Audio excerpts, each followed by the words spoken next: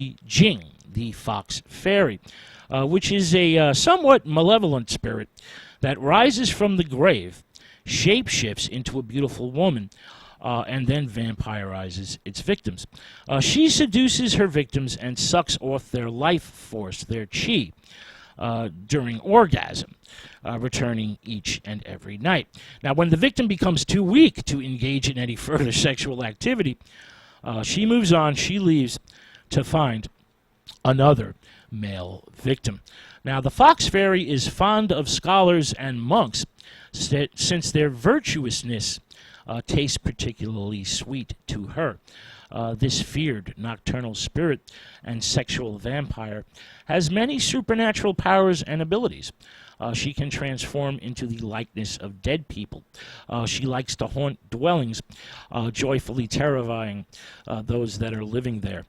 She can enable people to float through the air and pass through closed windows. She can make you levitate, pass through closed windows, doors, and even stone walls. So she's very powerful. Now, the fox fairy is invisible by day, but can be seen at night. Can be seen lurking on the rooftops of homes. The fox fairy can possess a woman and make her go insane. And this madness can become multi-generational and be passed along. Now, in the case of possession, someone's ancestor must have once hurt a Huli-Jing or fox fairy. So a person must not harm or kill the fox fairy, or a curse will befall their family. Now, the creature's power resides in its tail. So if you cut it off, the fox fairy will leave and never return.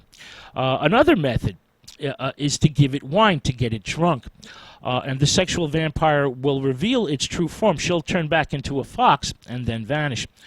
Paper charms or written prayers can also be burned, and the ashes then mixed into tea and, consumed. This is a technique similar to a New England remedy for vampire victimization. Now, Japan has its own version